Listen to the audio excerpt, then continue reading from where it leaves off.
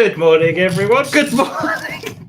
What a great start. Good afternoon. And I also realised I didn't have my microphone in front of me. So this is a great start, isn't it just? So, ladies, gentlemen, everybody, welcome to Freeformers and Friends, our very first weekly live stream that we'll be doing here on LinkedIn, as well as Twitch, Twitter, and YouTube. But I doubt anybody's watching us on those channels, but we just can, so why not? 4 p.m. every Thursday, I'll be talking to someone that you probably haven't heard from before, or if you have, you haven't heard a lot from them. And that is absolutely the case for my next guest because she hates social media. So trying to convince her to come onto a live stream, actually, it wasn't any effort at all. She jumped at the chance. Yeah, what we're going to do every Thursday is surface those conversations that will have a real impact on the world of employee experience and just try and have some new, fresh conversations that aren't from your typical thought leaders that just keep rabbiting on at conferences and videos. So, without further ado, I am delighted to welcome the very first guest of the inaugural Freeformers and Friends. It's my partner in crime, Emily Forrest. Hello. Hiya. Great intro, Toby. Really smooth. Slick, isn't it? Can you hear this? If I like, I've got my pop shield. Yeah. Okay. Great. Yeah, we can. Cool. I'm just gonna put my hands here. It's like I have done live streaming before, but this one is our first one, and it makes sense to have you along, Emily. How are you doing today? Yeah, I'm doing okay, as you know, but nobody else does. I'm not actually working today. I've got the children today due to childcare not happening as it should. And so, yeah, if you do hear any screams in the background, that's because whatever Cosmic Kids yoga they're doing, I think it's trolls at the moment, has stopped and the screaming has started. So. Well, there is no screaming going on at the moment, so that's good. I mean, if we hear screaming, this is live TV. As Jen Long O'Hare will tell you, this is TV or it's a podcast. She can't quite make up her mind. But I think let's just dive straight into the conversation, Emily. So we've worked together before. We've done stuff together before. How long ago was that? How long? 2018. So what's that? 6 years? 5.5 to 6 years. This is why you're the data and finance person, because you can do that sort of calculation very quickly, whereas I'd have to use my fingers. We both have 2 children, so that's changed. Neither of us in the meantime, since we first worked together, not in the last 5 minutes. Yeah, that's just very quick. Neither of us were married at that point. I don't think either. I think you were, actually. Was I? Yeah. Oh, was I? And I think you should. No, I was. Oh dear. You were, because I remember I got engaged when we were working together, and you were talking about your wedding. So you definitely were, and I hope your wife doesn't see this and you can't remember. Yeah, I was.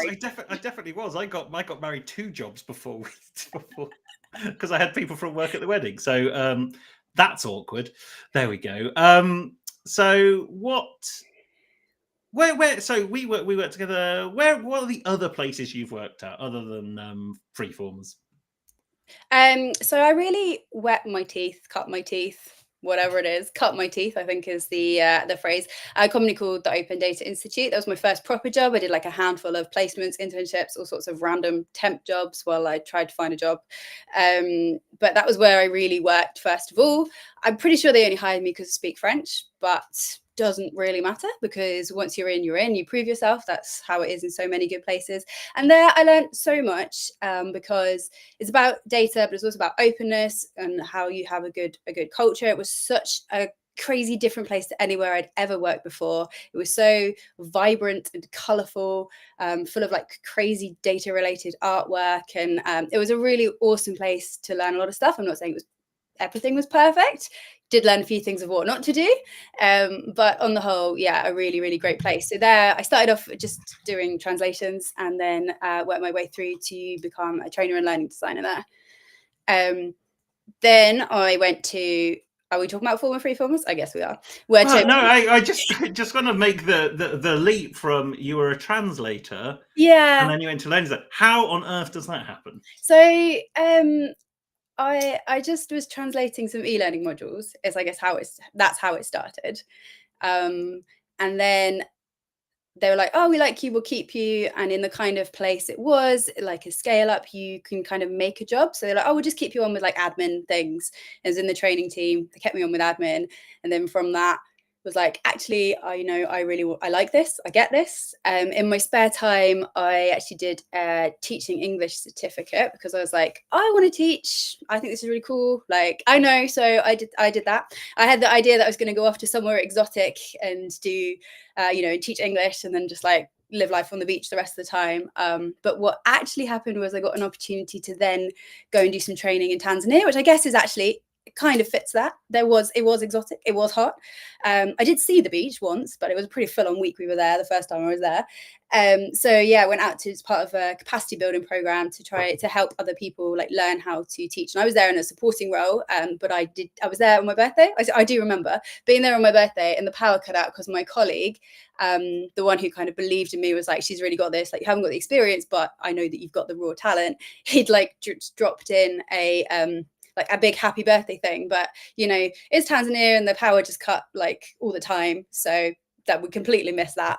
But yeah, no, that was good. So that was where I really like got into it. And then from that, like, did a lot more training, mostly around kind of culture and like not being scared of data. That was very much where I started. So like not the high technical data analysis, but actually, so many people don't think that they're a data person. They're like, I don't do data. And yeah, except you do data. Like everybody does data a little bit. Like if you're looking through your bank transactions on your phone and you're making decisions based on that, okay, Toby, I work with you. I know you. Stop trying to pretend you're an idiot. Everybody is a data person in one way or another. You don't have to be a data scientist in order to be a data person. And that's kind of what my role was, very much an introductory hand-holding into like understanding data, and definitely open data and just being, and shared data. So data within an organization that you're not openly licensing for the whole world to do anything with, but better sharing within an organization to avoid data silos. So I did a lot of that in lots of different forms, like workshops, consulting, e-learning as well. And that's really where, yeah, like I said, cut my teeth.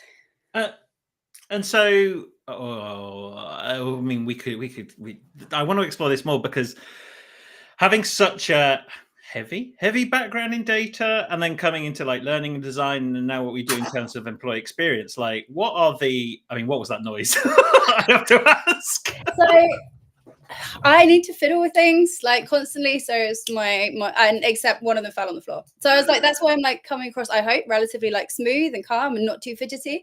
But yeah, one fell on the floor. This is an informal stream. This is not a webinar. This is a live stream, and it's so you can drop it, you can pick it up. In fact, I'm watching on this screen here the live feed, and I've just seen you disappear and then come back up again. So that's how I know it's definitely live and it's definitely working. Yeah, so you did lots of data at the beginning, and still do stuff with data now, but I suppose the companies you were working with before, were they like quite mature with their data, so easy to work with? Because I know when we look at data now in HR and learning and development, it's like it's quite green in most instances. So the ODI, as you would expect, was relatively good with their data, I would say, and also quite open with it within the organization. So not only did I like get a good kind of understanding of like data and how you can use it, but also like, for example, every team meeting they like ran through the P&L, for example. So everybody across the whole company was, a lot of people were really bored by it, but I thought it was really interesting, like just to actually see, and then you could see how the different like teams were doing against your targets and that kind of thing. And I think I found it really fascinating. It's just a way to understand somebody else's world a little bit. And now, I mean, you said I'm the finance person, which is, I think, quite ironic. But it's true. Of the two of us, I am the finance person. So the ODI, relatively, where I went after that, somewhat, again, I think they hired me because, it was a learning design agency, hired me because they're very interested in, again, data and using data to demonstrate the value of their learning programs. Fairly nascent in it. I don't think they were particularly advanced, but they definitely had the right idea.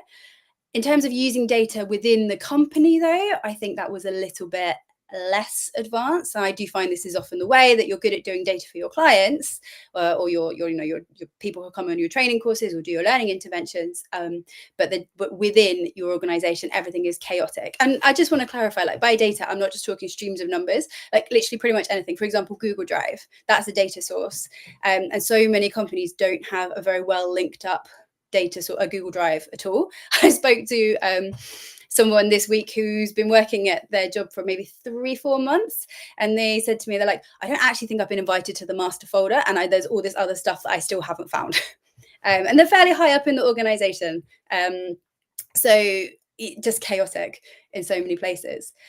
Then I did a year abroad in New Zealand, which was completely different. So I went to an in-house learning team there. So the rules of the visa was that you couldn't take a full-term role, but you could take a fixed-term contract. So I did a maternity cover when I was out there in the Warehouse Group, which is New Zealand's biggest retail group of 14,000 employees, which will tell you. What do they sell?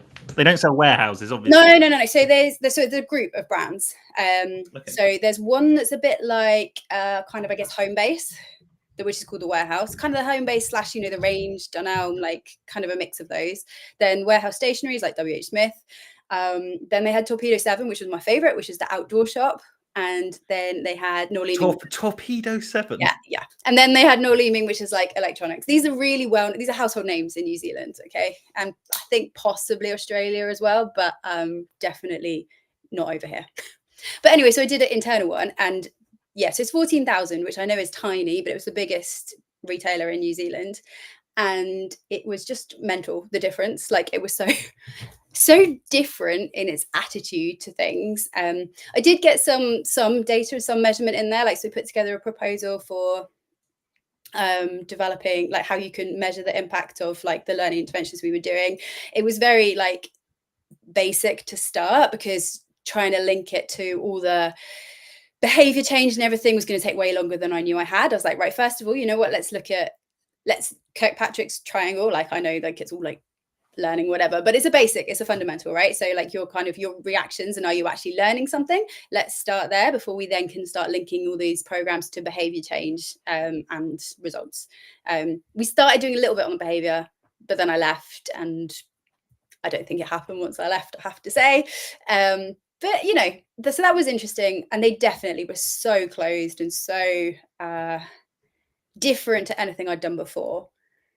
Which is partly, I think, being in New Zealand, like it's very different. The working at like loads of people left at 3, like, and I come from a place where you had to work till 6. Like, it was a completely different culture. What time did you start? If you're leaving at 3, was it still starting at 9? Oh, I didn't. Some of them started at 7, but I have to be honest, some of them started at 9 and left at 3. Good work if you can get it. Yeah, exactly.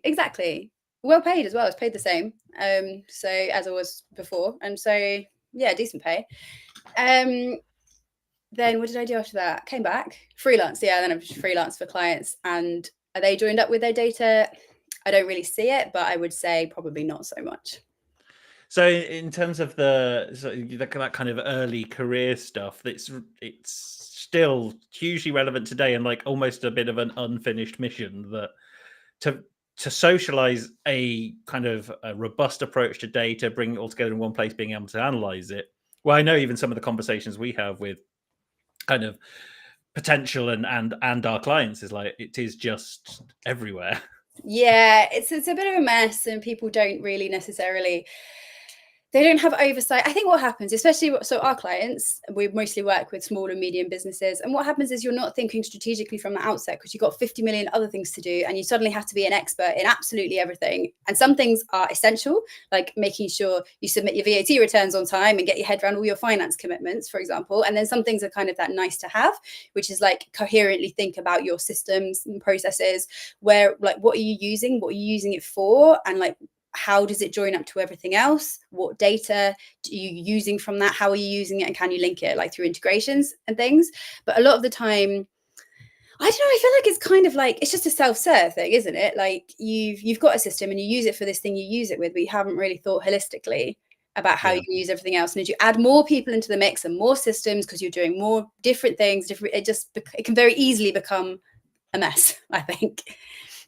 So when's like, if you're a small like to medium company, when's the right time to start? Because obviously right at the beginning, it doesn't quite make much sense because there's not enough people, platforms, and data. But at some point, there's going to be that tipping point where if you don't do it then it's just, you'll never get around to it, because it'll just get worse and worse and worse. And then, especially if I think about some of the larger clients I worked with before Freeformers, was like trying to unpick that mess was nigh on impossible because you couldn't find the right people, the right platforms, and they didn't even want to give you access sometimes to what was like should have really been communal data accessible to the whole company, because it's like it's beneficial to everyone. So when's the right time? I disagree with kind of the premise of the question that you started saying that you can't do it from the outset. Like, why not? You're buying platforms when you start. Normally, you don't have very much money, or you have to demonstrate value for money if you've got kind of investment quite quickly. Like, you want to make sure that the systems that you're using provide you with the best possible start.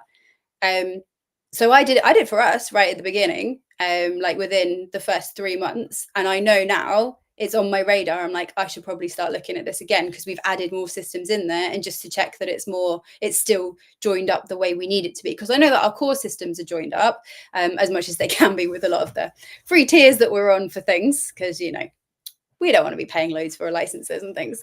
But yeah, so I know our core stuff is joined up, like HubSpot, and I know how it relates to Toggle. And I mean, don't get me started on the finance things that we have to do, because I think there's a better way of doing it. But when you're working with an accountant and they work it, we want it in a way they want it.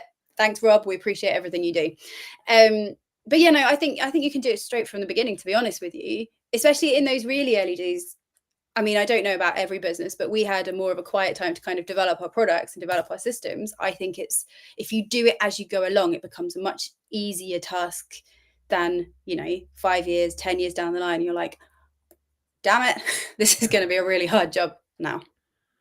That's so true. Well, I mean, even we're designing a kind of a course at the moment, aren't we, that talks about the measure, like bringing all, for startups, how do you bring all that data into one place, measure it, and then act accordingly? So, yeah, I agree with you. I don't know why I asked the question, because you should just start from the beginning. But it's like thinking about things in a data-led way from the beginning, right? Yeah. Like, I mean, I know we talked about this, but I put quite a lot of sway into, right, we need to be tracking our time because we want to be seeing what we're doing. It doesn't even matter. Before we even had like many billable projects, we only had like a couple when we started doing it, and I was like, well, you know what, we could track it in a spreadsheet, track our billable time, but I want to see what we're spending our time on, because then we can start looking at, is it worth it? For example, like, how much time are you spending on the different business development events, and then actually which of these are leading through to leads, or which of these are leading to to results. You can start to see those kind of things. We put a lot of stuff in place to try and make sure we're using the best use of our time. And I have to say, hands up, I don't go back to it as much as I should. I think I'd love to go back to it on a weekly basis, but at the moment it's kind of monthly. So that's an interesting one, because I think there's this there's even if you've got all the data pulling into one or several places, and you can look at it and make decisions and some analysis. What is the barrier between like just looking at it on like almost a daily basis? Why wouldn't you kind of just like for 3 minutes just kind of go, oh, what's it look like today? Like what's stopping that kind of behavior, do you think? I think there's an element of attitude and habit. So there's, I guess, attitude being if you think it's a big thing, then you don't do it every day. Habit, if you made it into a habit, fine. There is also a risk if you're going too granular. So I mean, it depends what data you're checking, but some data doesn't change that often. Like, for example, if you're looking at HubSpots and like metrics around like sales cycle, for example, how long our leads are, it'd be stupid to look at that every day, because it's not like we're selling masses of products in a B2C world where actually the numbers are going to change every day. They don't change. We don't make a sale every day. And even if we did, it would only be like one. So that would be redundant to look every day. And of course, if you're looking at that granular as well, if then something is different happens, there's anomaly in the data, you get like a massive spike, and then if you wanted to make decisions based on that spike, obviously that would be like is an anomaly. It's clearly not usual behavior. So there's that. You need an appropriate time to look at it, but I really think generally all these things are attitude and habits and what you prioritize. And I mean, like, there's things that we know that we quote unquote should be doing that we don't do all the time, because other things take priority, and I think we've also got to be kind to ourselves about that. I think that's the other thing, like, be kind to yourself, that you're not going to do everything every day. Yeah. Yeah, and then you end up having I was in Toggle just before this call, and I was like, okay, what did I do last Monday? Oh, I know, that's the worst. That is the worst, when you're like, okay, why did I not do my timesheet as I went along? It's really easy to do. Because I even think about when I'm even doing it now, when I'm doing stuff, I think, oh yeah, I should probably put this in the old timesheet in software. Okay, so here's a question for you, because I saw this on a LinkedIn post the other day. Somebody says they don't make their team do timesheets. They were going on about how they're like a really flexible employer and you can work like whatever hours you want, wherever you want, etc. They're like, oh, we know you don't have to do timesheets. I was like, that to me just seems like a silly idea, because surely you want to know, you want to track how your team is doing, how much time they're spending on things, just to know how long it takes to do it, so you can make better decisions in the future. You definitely, yeah, but then this is if I reflect on my time in other organizations as a business owner, business leader, you want to know that the individual doesn't care about that information whatsoever. So when I've been asked to do a timesheet, hello to former employers, I have just guessed and I have just gone, whatever makes my calendar look full. And I can say that now because they don't employ me. But like, you would just literally try and fill the gaps and make it look full and try and Yeah. guess. Now, as a company owner, I've like, it's on us to make sure that we do it properly. But as soon as you hire someone that doesn't have ownership or doesn't care, because why would they? Like, so I suppose the thing is like, how do you make an individual care about evaluating their own time? Yeah, it's an interesting one. I think something that you said there about filling your time, yeah, it's so easy. When you've got a target, you game it, right? Like I did this all the time. Like even at the ODI, I did this. It's like you have to fill 7.5 hours a day, or I think it was seven, actually 7 hours a day, but you have to be 80% billable. So I'd absolutely like, it's a target, so I game it. Whereas now I'm like, okay, no, actually, let's put in what I did. You know, there's big chunks in my time because I was like, oh, I don't know, I faffed around doing this, that, and the other, reading this thing. It's not that crucial. I'm not going to put it in. It's not business critical to measure it. So I guess there's that. Like, don't have arbitrary numbers. And once at the ODI, I will shame them a little bit because I was really, really annoyed at this. I'd worked so much overtime, and then once my timesheet didn't make up to the full time it was meant to. I was like an hour short, like after having worked overtime for like the previous 6 weeks, and then they sent me an email being like, you haven't got enough time in your timesheet. I was so angry then, because that's the thing. That's when it becomes stupid and it just becomes like a job's worth thing. And that's why people get angry about it. And if we're linking it back to employee experience, and I will let you get a word in edgeways in a second, if we're linking it back to employee experience, like if it's something that you know your team, your people don't like doing, like try and make a point to it and show them what's happening with the data that you're using. Sorry. I can hear some screaming now. Show them that there's a point to what you're doing. Tell them the why.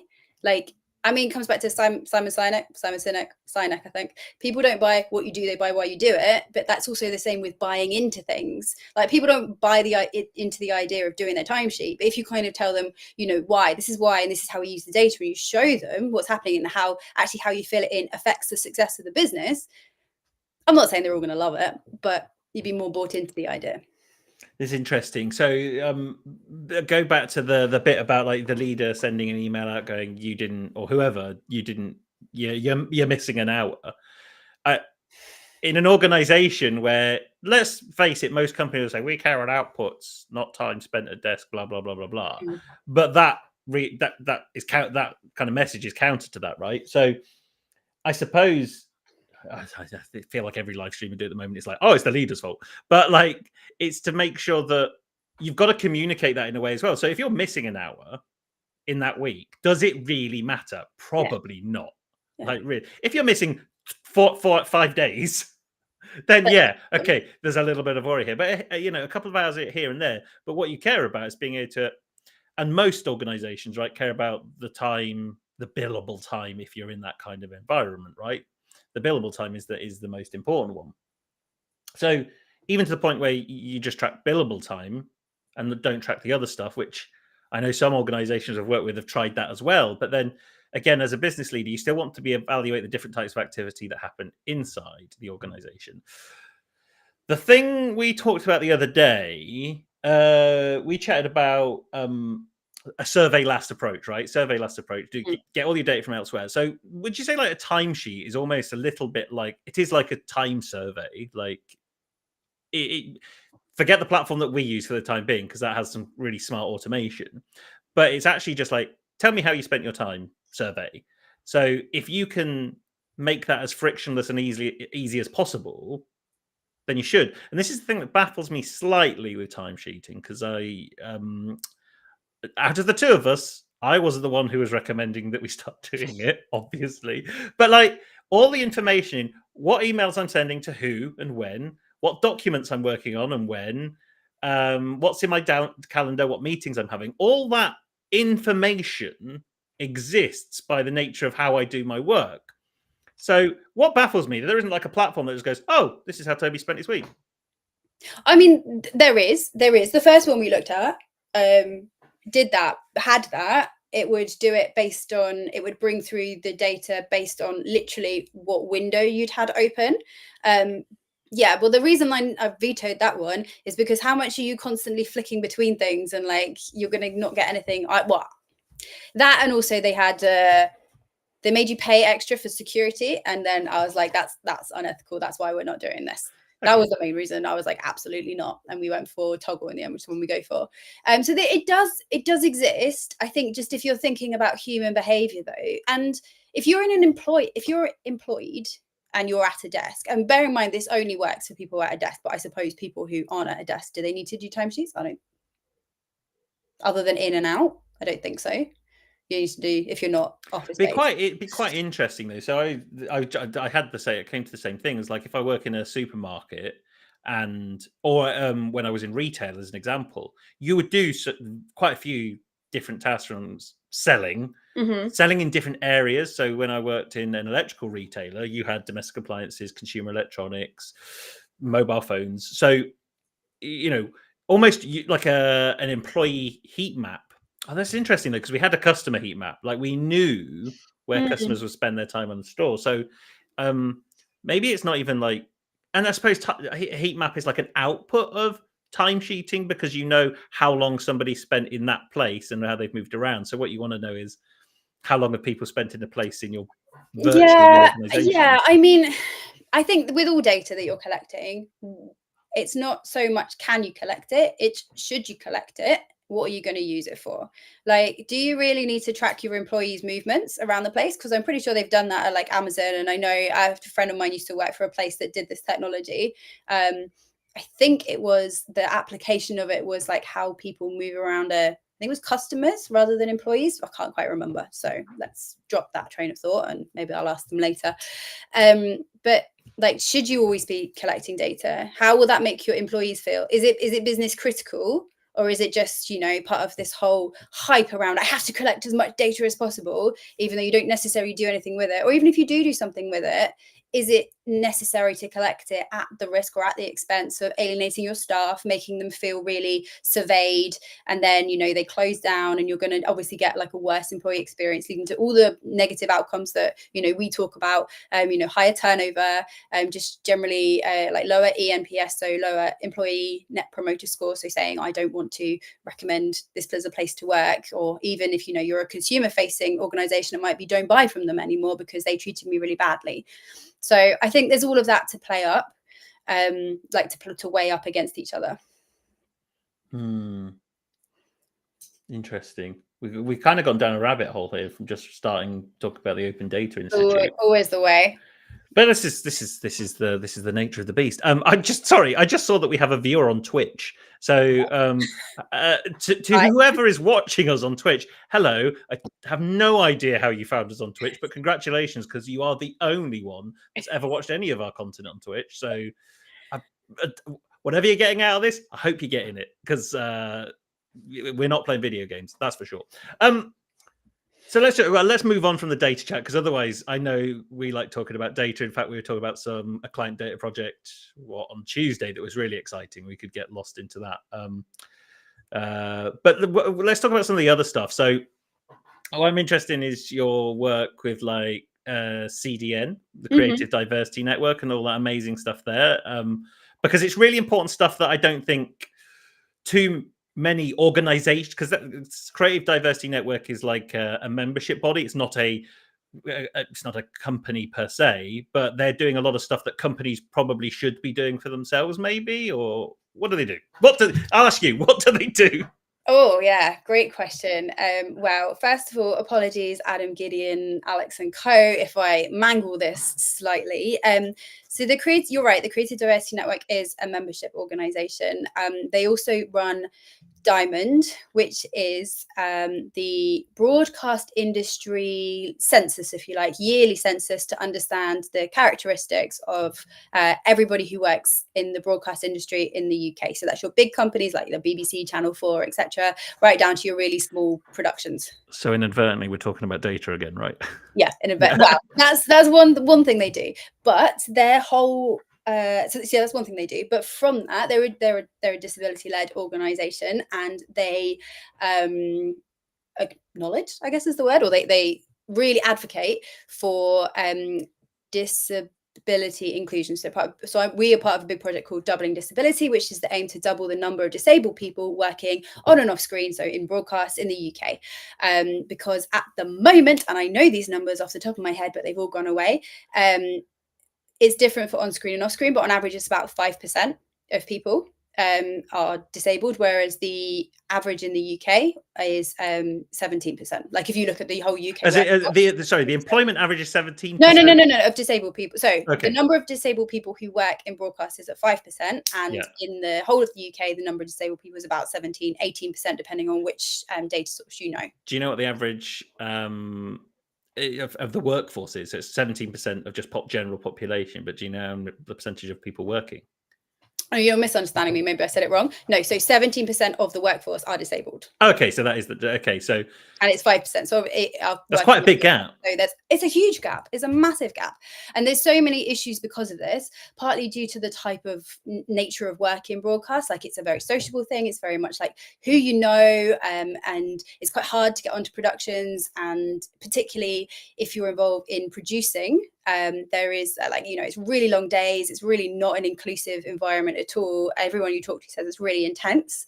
And there's just general discrimination against disabled people in general in our country. And that's not any different in broadcast. So that's what they're aiming to do. And so our work with the Creative Diversity Network has been about education. So I've worked with them since 2020, so before Freeformers existed. And working with them to develop a group of trainers who are all disabled people themselves, help support creating content. So they go out and deliver training basically about disability awareness, which is part of the work in doubling the number of disabled people working in broadcast. But from that, I have learned an awful lot about disability, an awful lot about inclusion, and to relate it back to employee experience, because that's what we're talking about, supposedly. It's about, an inclusive workplace, making the work that works for everybody. We're all such complex people, right? We've all got so many different factors that make up who we are, whether we're disabled or whether we're not disabled. There's so many factors that make up who we are that a one size fits all approach in work just isn't going to work. And so if we look at the law, for disabled people, you have to legally put in place something called reasonable adjustments, which essentially means if somebody says that I have an access requirement, I need to have this thing in order to do my job because I am disabled, then you need to put that in place. So for example, let's say someone I know has a hearing impairment and so needs to have flashing alarms as well as sound alarms for fire alarms, okay? Because obviously they're not going to be able to hear the fire alarms, and that's a low likelihood, but really, really high impact. So for example, that's a legal thing they have to do, but like relating it to employee experience. But what if you had all these kind of adjustments, like not legal ones, but for everybody in place right from the beginning? So for example, people who you're a carer, you have to care for somebody in your family. So it's about having flexible time so you can take this person to appointments like alongside your work. Or, on the same vein, you've got kids, you need to do the school run because schools are just school days and work days. I don't know who designed these, but they obviously don't sync up very well. But it could be something like, maybe you're neurodivergent and you get really overwhelmed, you need a quiet room. Like there's all sorts of different things that we could just proactively put in place to make the work environment so much more inclusive for everybody. And that is a lot of what I have learned over the last few years through working with the CDN. I think it's and well, obviously you've told me about it. It's one of the first things we talked about when we caught up last summer, right? For the first time in years. That it's just it is super interesting, and I think that it's the development of understanding both protected and unprotected characteristics as well. That Yeah. there's that you factor it in not because you have to, but because you want to. Yeah. Like protected characteristics, you have to. Unprotected, you don't have to. And I think I've lost count the amount of time we've talked about the menopause, which seems weird, but it seems to be the one thing that we come back to as an unprotected characteristic, right? But actually, At the moment, although they are putting it into a protected characteristic, but I can't remember the time zone. Time frame. I've been doing time zone work, obviously. Yeah, no, absolutely. Like, and it's a massive thing that affects so many people. But also there's like subtler things that aren't in there, like socioeconomic background, like accent, even things that people will still discriminate against you for, and like life will just be that little bit harder just because you don't fit, quote unquote, the mainstream. Interesting. It's super inspiring work. I think yeah, and bring it and like translating that into employee experience.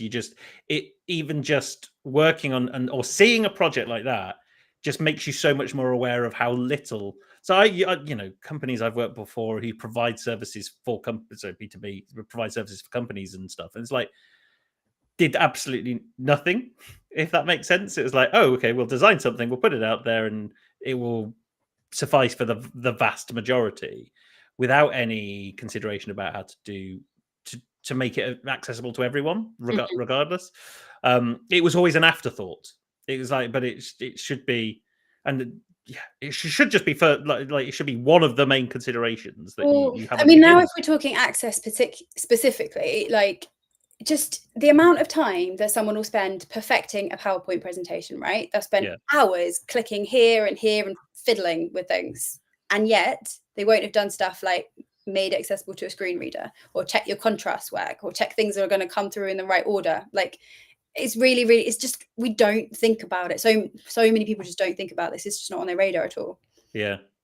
Well, I mean, this is why I wanted to get you on the first one, because there's two huge rabbit holes we could go down, but we're kind of going to have to stop because I kind of said this would probably be a 45-minute stream. I was looking earlier actually what the average Twitch stream is, and there was something like it's hours. Like people will stream for hours. So we're not going to go for 3 hours. Maybe one day. Maybe I would try. Oh, maybe I should try and do the world record for the longest live stream or LinkedIn live stream. No, let's not do that. So before we go, Emily, as we are going to round up every show, we're going to play one card of the What If decks. Designed, actually, if I look for the love, by Wazza. So Molky from Wazza is going to join us on the stream next week. So if you want to hear about things related to design and graphic design and branding and marketing and how that relates to everything with employee experience, then do tune in. He designed these.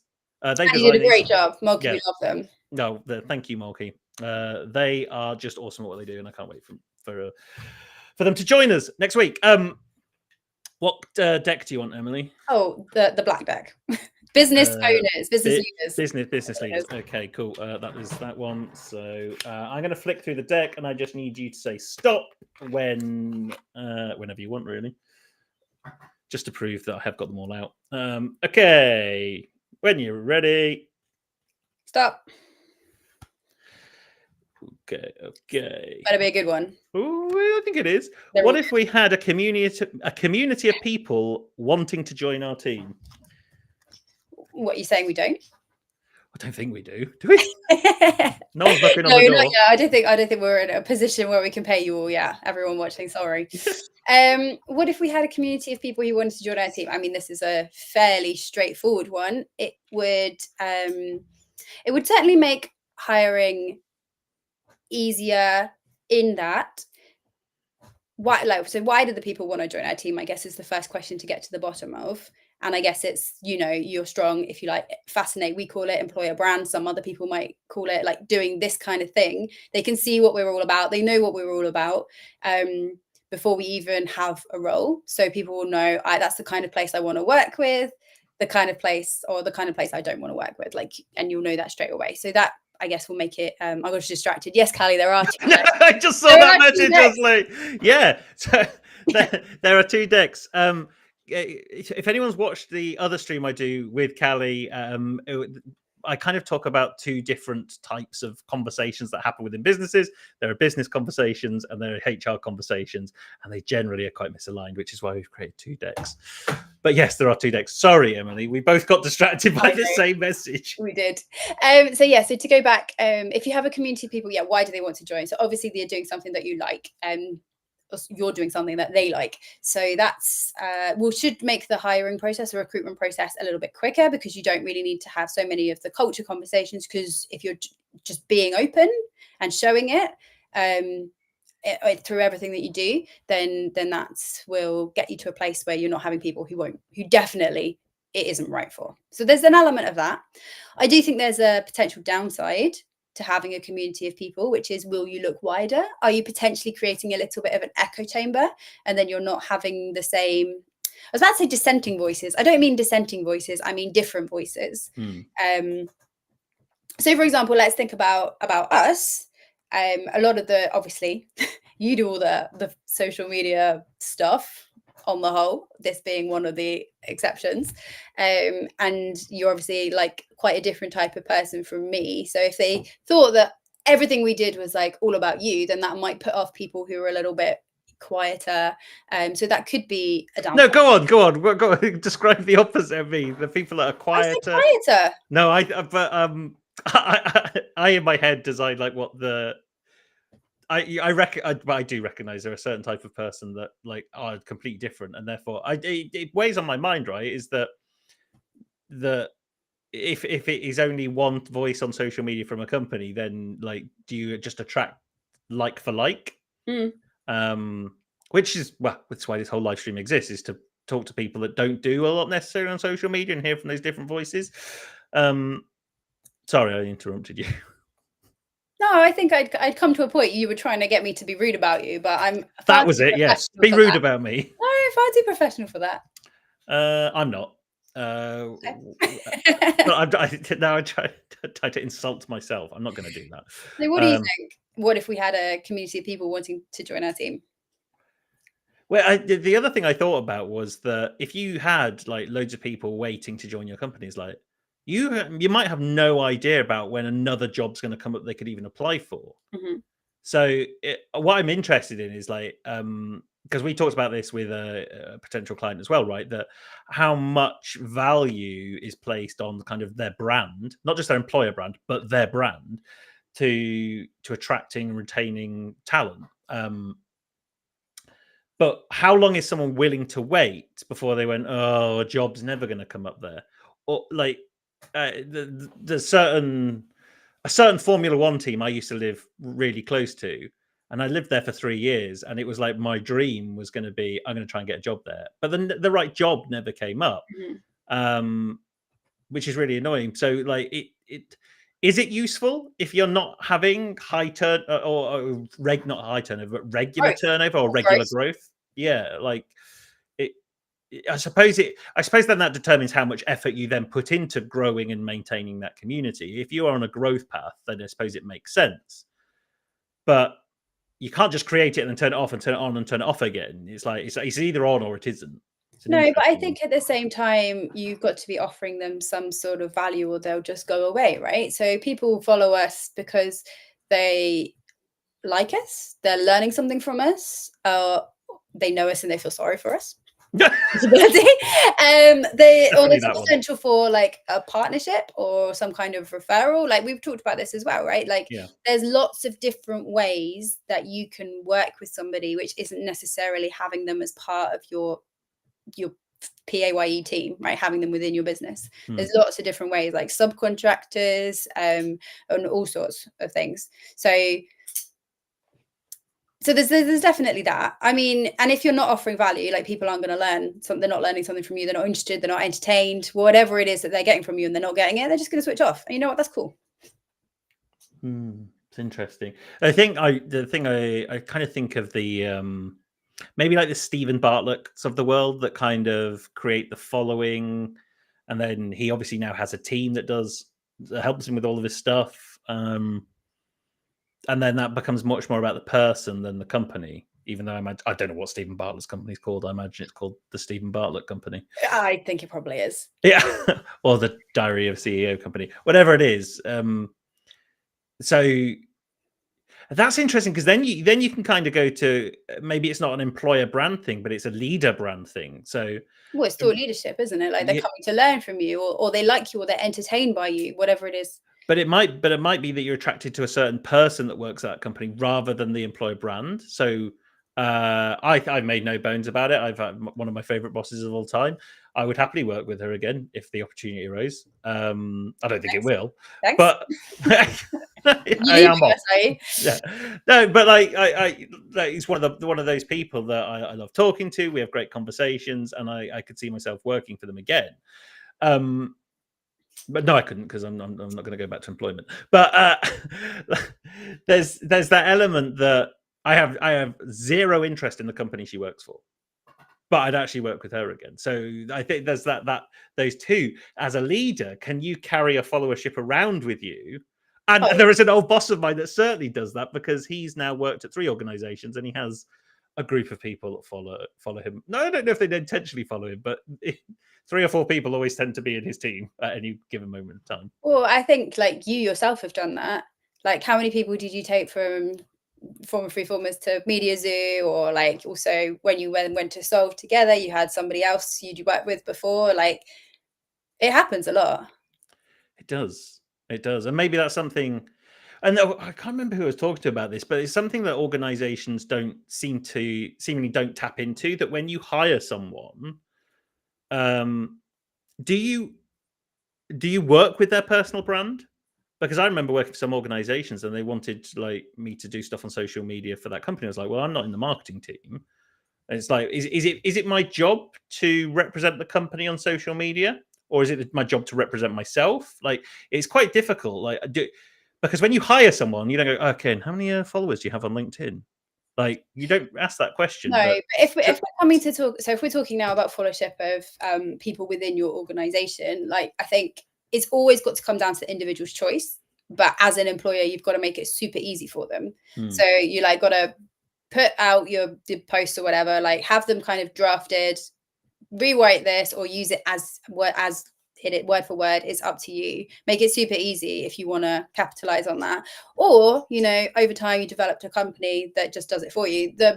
It's probably, I mean, I think Twitter, X, you can still see old Twitter stuff, right, from like way back, because if you do hashtag life at the ODI, that's what we used to use all the time, and it just got to a place where people would just use it. It wasn't that anyone was asking to. It was just anything that was about culture, we'd just put it out there. And you can go back, 2010, 2012. I know that 2012 is when it started. You can look at all the stuff, all the culture as it was, because people just loved it. So it's no one's job. If you make it a job, people aren't going to want to do it. Same as timesheets. But if you do it, if there's something in it for them, or if they like it. It's quite interesting though, isn't it? Because it's like, it never. There's only one company I've worked at where it wasn't mandated, but they had this app and it allowed you to reshare company information on your own channels, and you get credits every time you did it, and those credits could be cashed in for stuff. I don't know. Doesn't it feel inauthentic though? Like, you don't put any effort in. Like, you just, retweet, join our team because this thing's come up, which is not at all related to me. Yeah, I still see them as well, actually. Like, you can kind of tell, it's like, oh, that's the telecommunications company I used to work for, and they're out getting employees to post stuff, and you're like, and so much so that come like desensitized to it now. It's just like, oh, I'll just scroll right past it. So it's actually becomes ineffective at a certain point. Ineffective counterproductive. Well, yeah, because it kind of annoys me now. Like, because I know that, but I only know that because I was an employee there. I don't know if anyone else kind of sees that, but hey, who knows? So, a community of people that want to join your company. Some people have it. Some people have it by accident, I guess. Some people might want to try and create it, but it would certainly, I mean, from a commercial perspective, if we just look at the numbers, it's going to reduce the amount of time and money to hire someone, you would think. Unless you get 1 million applicants because people just really want to work at your company for a job and they just apply for any job that they're not suitable for? I did that for the Formula One. Oh, we talked about this the other day. I did that to the Formula One team. A role came up, which I was kind of could have got. But obviously I didn't even get an interview. And really all I wanted the interview for was to be able to say I'd been to their offices. But hey. Have you ever applied for a job just based on, oh, that would be a cool place to work? No. No, because for me, like, okay, we talk about this a lot. For me, I'm not gonna, and maybe this is a male female thing as well. I'm not gonna apply for a job that I'm not suitable for. Well, we could unravel a whole ball of wool.